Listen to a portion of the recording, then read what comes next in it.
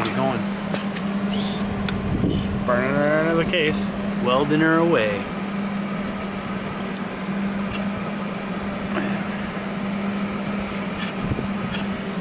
Next hole. Oh yeah.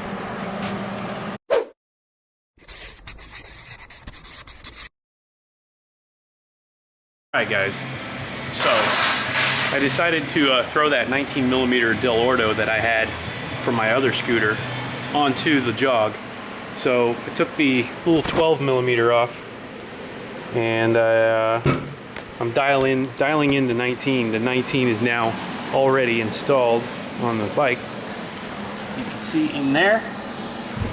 And I didn't have what I call optimal jetting for the needle. So I've got some needles and I measured out which one works the best. I got this one here, but it needs a little bit of a thinner taper. So I am filing it down to get the right taper for the mid-range and dialing it in. So we're now going to use that 19mm. We'll see how it works. The 12 was dialed in perfect. I'm just going to hang on to that just in case I need to put it back on. But the Del Ordo 19 is a direct replacement. It fits in a factory location with no changes whatsoever. It goes right on the stock air box, right on the stock intake. Everything fits, the cable works. The only thing you don't have is the electric choke with the one that I have. So not too worried about that. Choke for me was not a big deal. Once it warms up, it's good to go. So I'm gonna finish installing or finish modifying this taper on the needle, put that back in the carb, and then take her for a hit and see how she is.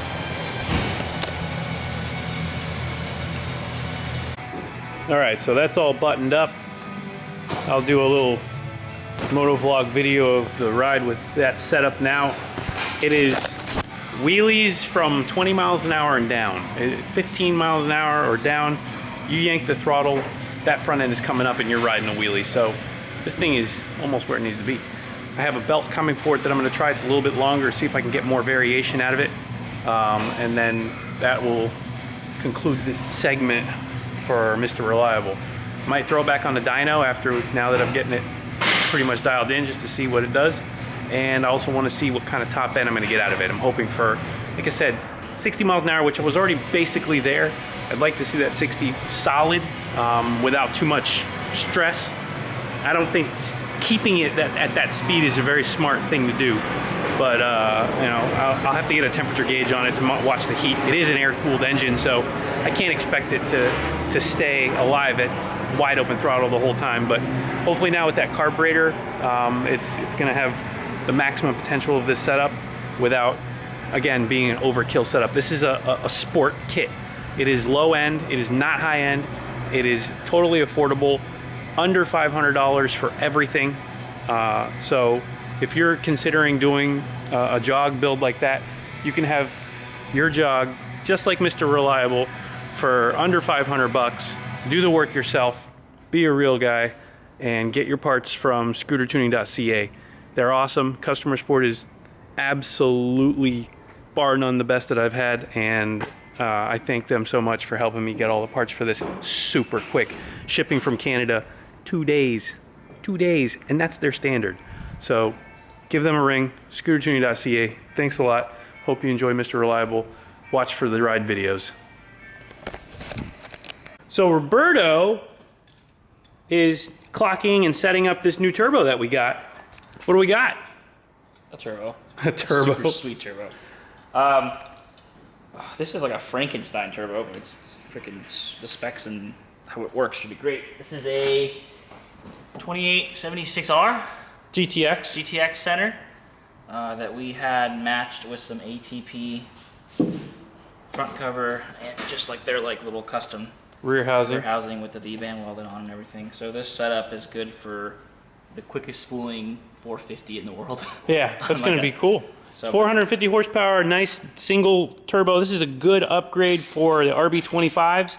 That's what we're actually doing, a turbo setup into a 4-door NA car.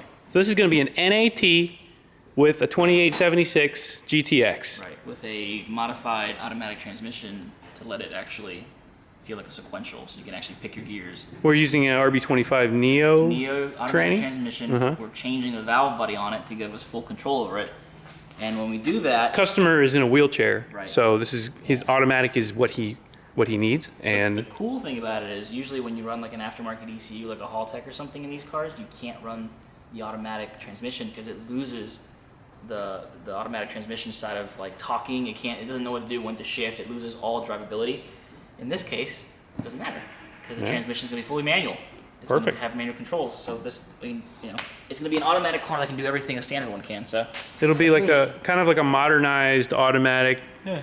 Almost. I don't want to call it a GTR like R35 GTR, but paddle shift. So reminiscent. Yeah, reminiscent. Which is cool. I don't know. I mean, I'm really excited to see how it works. I've never heard of one being done aside from Australia, so this probably will be the first one in the country. This is going to be a very interesting setup. Yeah, I'm really excited to see how it turns out. So this is basically a custom turbo setup that we've kind of pieced together. I guess is the best way to put it. These specs.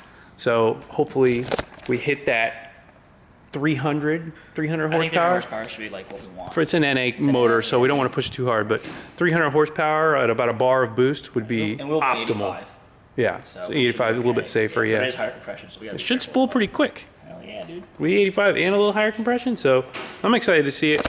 You guys should be excited to see what it does too. Yeah. So look for that in the coming vlogs. Obviously, it's not an overnight thing. We're still working on that. Marcus, as you saw, was putting the exhaust manifold on. He was test fitting that turbo. Now we've got a good turbo to throw on it.